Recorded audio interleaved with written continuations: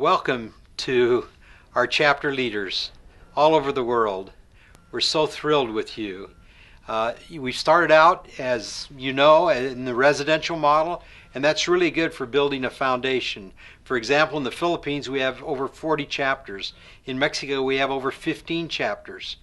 But you know, the residential model is just the beginning, lays the great foundation, and then the future builds on that foundation as we help you and as you help all of our other students learn how to start and grow income generating activities. I can remember years ago when Steve had meetings about every quarter with others that had the same business he did. And he would come home so excited and so hyped about his business. He'd feel so much better after going to those meetings. And there were two principles I've decided that were important in those meetings. Principles that you all have learned in the church. One was honesty. Those businessmen were honest, completely honest with their ups and downs and their financials to do with their business. The second principle is keeping that information confidential. And I'd like to also point out the valuable service that the chapter leaders perform and that the chapters perform. These chapters will evolve into learning centers where you're getting together and teaching one another and discussing case studies that come from your own chapter members. And that's where Betty talks about confidentiality and honesty. But the other thing really is the fact that any type of behavioral change, almost any type, occurs because of a support group. Think of the church. Think of people giving up smoking. Think of people giving up drinking. Think of people being more kind to their wives or their spouses. It's all because of the behavioral change and the teachings of the church. Really, the future of the academy, the future of the entrepreneur movement among church members in no matter which country we're in, really lies in the chapters and the support group of supporting one another. Because you have to change your behaviors and your mindset if you're going to be successful in the business communities that you live in.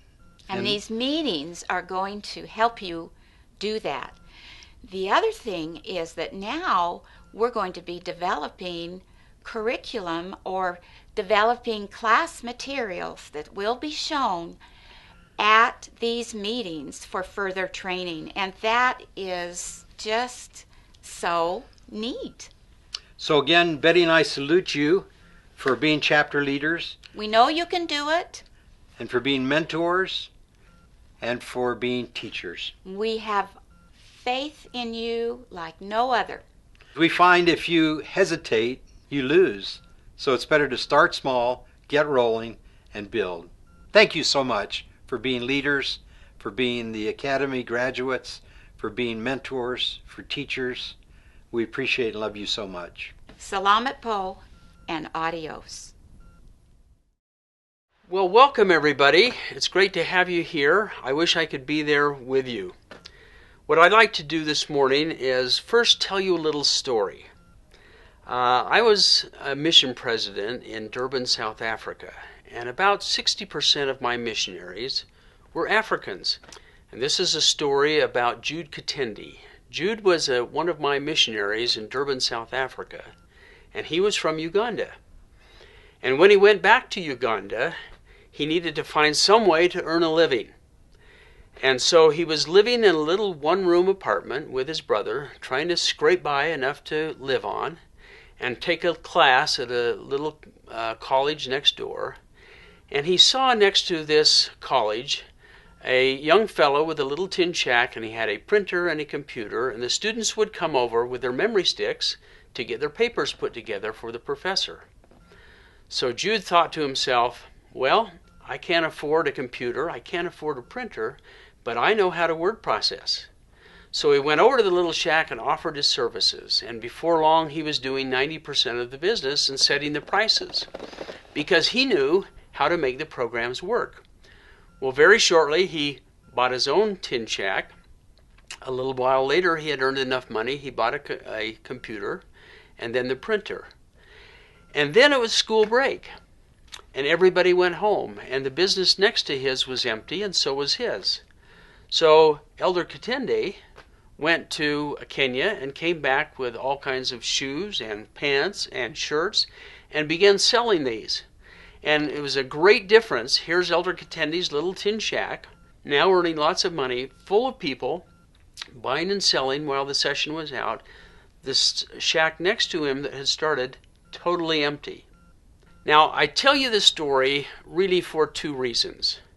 The first is, raising capital is one of the most difficult things that our alumni have to face, and many give up. When I first heard Elder Katende tell me this story and saw his little shack, I was so impressed by what he had done. Instead of giving up, he went ahead and created an income for himself, and now he has his brothers and sisters running the business, and he's off to start his next business.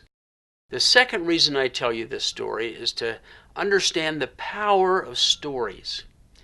In your chapter meetings, it is always great to get alumni, to get outside people to come and tell stories of success.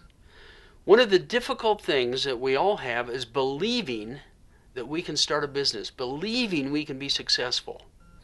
And the more success stories we hear of people coming up with ideas, of people building their own capital, of people expanding their business, of people learning to support the families, the better off we are. So I would encourage you to have your alumni, to have your chapter members put together their stories, bring people in with stories, and share those stories so everybody can learn from them and take what they've learned into their own businesses.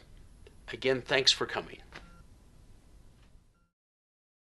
Hola, Filipinos. Marunong kang magsalita ng Tagalog.